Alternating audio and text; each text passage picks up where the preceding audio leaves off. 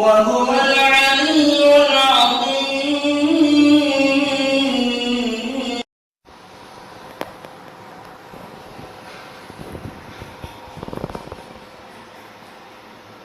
میرے دینی بھائیوں، ابھی جو یہ سورہ ہم لوگوں نے سنا، اس سے اللہ تعالیٰ کیا فرماتے ہیں سنیں۔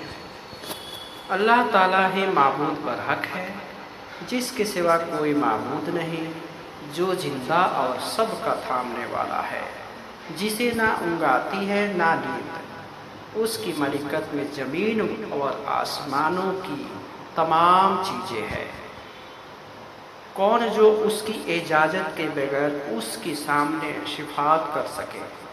وہ جانتا ہے جو اس کے سامنے ہے، جو ان کے پیچھے ہے، اور وہ اس کے علم میں سے کسی چیز کا احاطہ نہیں کر سکتے، مگر وہ جانتا،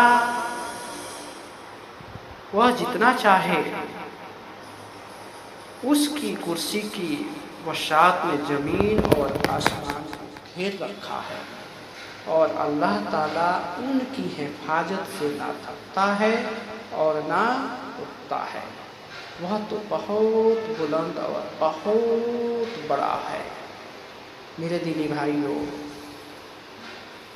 بتایا جاتا ہے یہ سورہ اگر سونے سے پہلے پڑھ کے آپ سوئے تو اللہ تعالیٰ فرشتے کو نازل کر دیتے ہیں، آپ کی عبادت کے لیے رات بھر رکھتے ہیں۔